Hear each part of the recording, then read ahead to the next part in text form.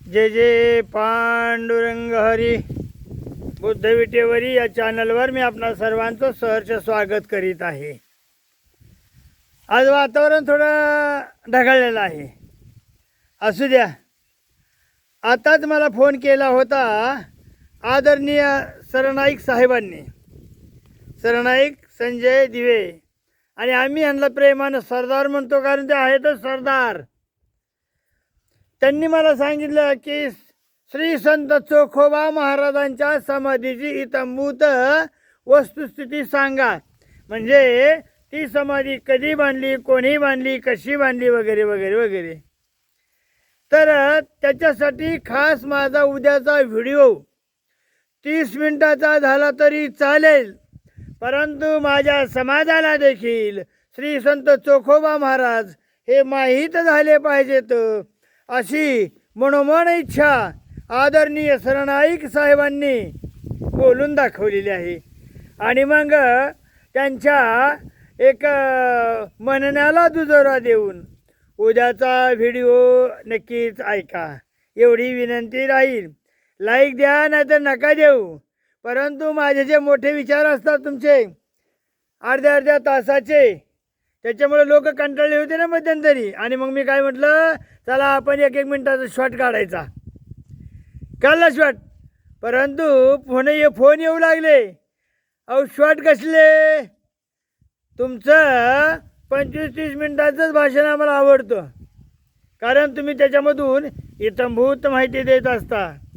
असं जसं जमल तसं आपण तुमची सेवा करीत आहोत.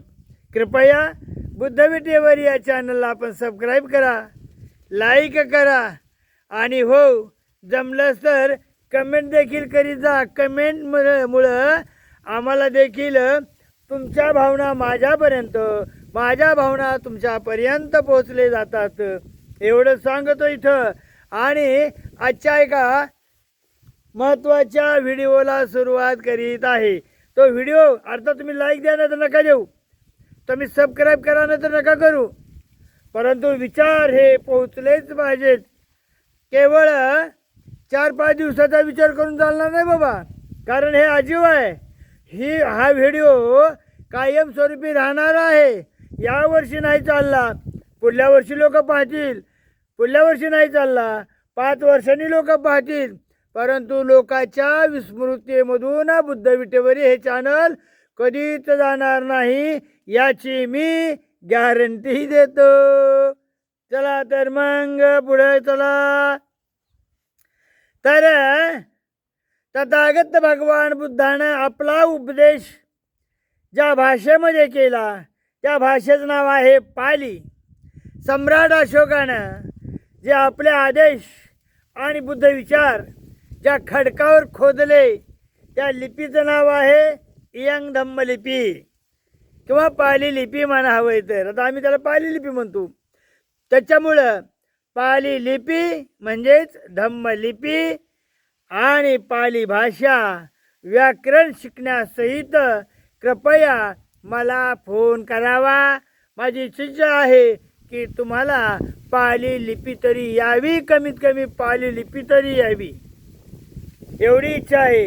आणि आज मी जे लक्षण सांगणार आहे तुम्हाला किंवा जे व्हिडिओ सांगणार आहे तो मात्र कमीच काढतो, काळजी करू नका. 10 मिनिटाचा काढतो, अगदी थोडं काढतो, कारण तुम्ही दमताय, कंट्रोलताय ना, म्हणून. तथागत भगवान बुद्धानं आपल्या त्रिपिटिकेमधून आपले जे विचार मांडलेले आहेत त्या ग्रंथामध्ये धम्मपद नावाचा एक महत्त्वाचा ग्रंथ आहे, ज्याच्यामध्ये मानवाची नीतिमत्ता कशी सुधारेल, मानवानं कशा पद्धतीनं आपलं जीवन जगावं, आणि धम्मपदाच्या साह्यानं आपलं जीवन एक पवित्रमय, बुद्धमय, विठ्ठलमय, पांडुरंगमय कसं करील याच्यावर तथागतांनी भर दिलेला आहे. आणि म्हणून बाबांनो विनंती करतो, तुम्हाला सांगतो, तुम्ही माझ्या व्हिडिओला लाईक करा न करा तो प्रश्न मी आता अलहिदा, कारण मी मध्यंतरी नाराज झालो. चांगले व्हिडिओ देऊन सुद्धा 92-93 कोटी असे व्ह्यूज मिळू लागले. त्याच्यामुळे मी म्हटलं हा नाद सोडून द्यायचा. पाली भाषेचा नाद नकोच आहे. आणि बुद्ध तर सांगायलाच नको आहे. कारण आता बुद्ध आणि बाबासाहेब जरी पुन्हा आले तरी मला वाटतं या समाजावर काय फरक पडेल की नाही, काय सांगावं.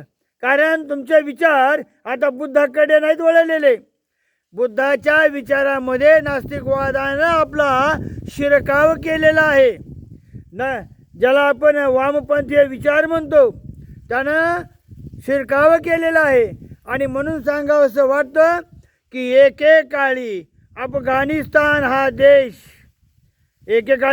अफगाणिस्तान हा देश पूर्णतः बुद्धमय असताना तिथल्या डोंगर दऱ्यामध्ये प्रचंड अशा ज्या मूर्त्या होत्या त्या तालिबाननं तोडल्या 10-15 वर्षामध्ये. परंतु ती संपूर्ण जनता ही बुद्धमय होती. परंतु आज मात्र ही जनता मुस्लिम आहे, मुसलमान आहे. म्हणजे बौद्ध धर्माचा संपूर्ण नायनाट त्या ठिकाणं मुस्लिमांच्या माध्यमातून. म्हणजे तिथं आता असणारे मुस्लिम कोण आहेत तर ते सुद्धा पूर्वाश्रमीचे बौद्धच आहेत. काही इतिहास असाही घडला असेल, काही इतिहास तसाही घडला असेल. अरबानं तिकडं आक्रमण केलं. वास्तविक पाहता बृहदत्ताचं तिथपर्यंत सैन्य पोहोचलं नसेल. कदाचित पुष्पमित्र शृंगाचं जे सांगितलेले विचार होता, पुष्पमित्र शृंगानं जो सल्ला बृहदत्ताला दिला होता तो बृहदत्तानं मानला नाही. या उलाढालीमध्ये अरबानं तिकडं जो हल्ला केला, अरबस्थानातील सगळ्या बौद्ध धर्मियांना मुसलमान केलं. हा ताजा इतिहास आहे बाबांनो की जो आजकाल घडत आहे. परंतु हीच विचारधारा आजच्या बौद्धामध्ये शिरू पाहत आहे, शिरकाव करीत आहे. लक्षात आलं का.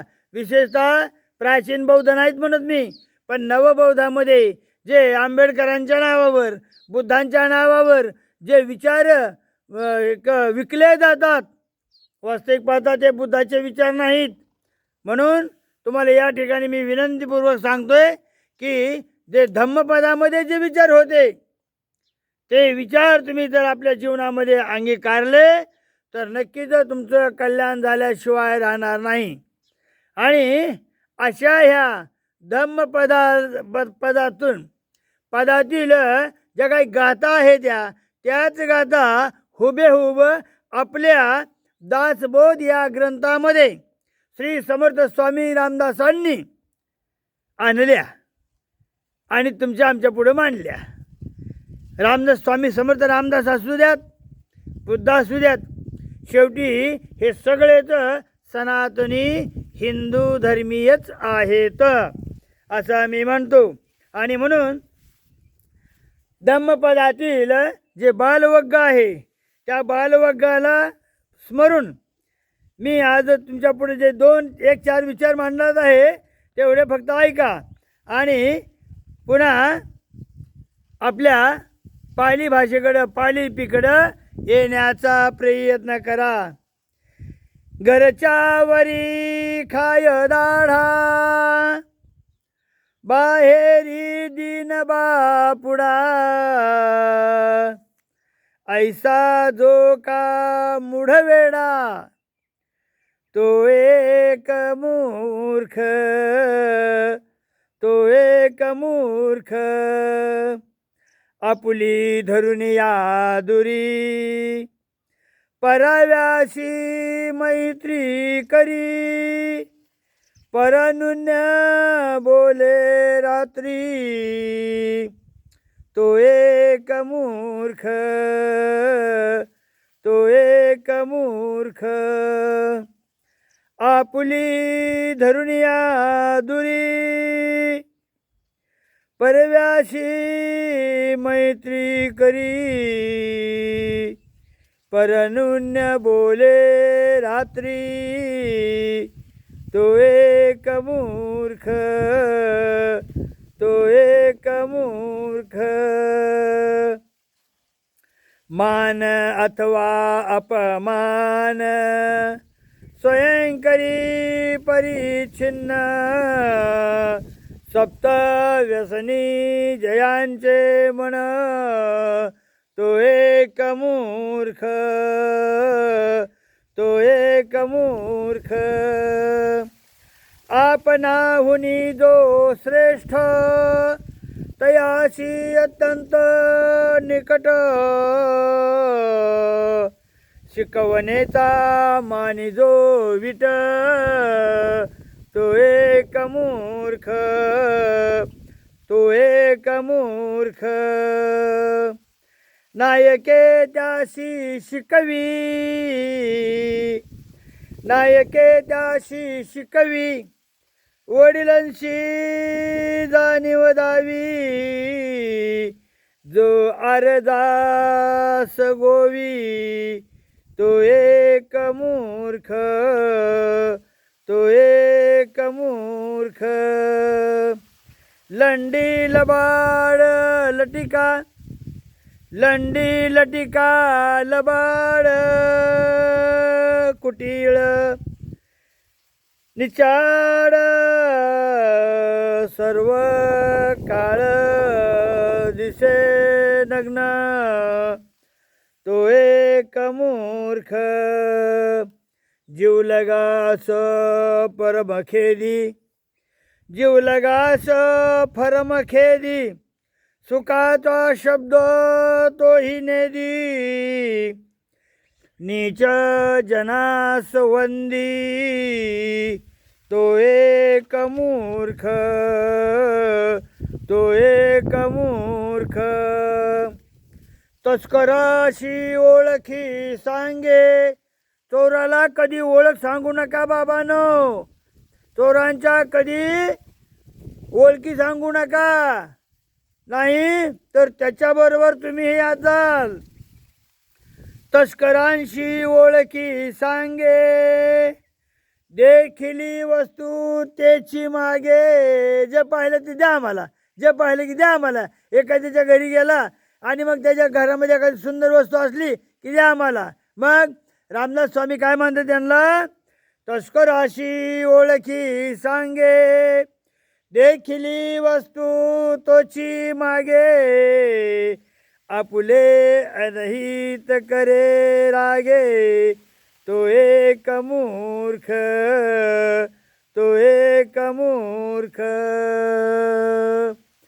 तुमच्या म्हणण्याप्रमाणे 12 मिनटं जवळजवळ 13 मिनटं झालेले आहेत या ठिकाणी थांबतो तसं तर दासबोध हा प्रचंड ग्रंथ आहे आणि दासबोधातील काही विचार हे तंतोतंत धम्मपदातील गाथींना लागू आहेत नमो बुद्धाय जय भीम जय भीम जय भीम जय जय पांडुरंग हरी बुद्ध विटेवरी चॅनलला आपण सबस्क्राईब करा ही विनंती धन्यवाद।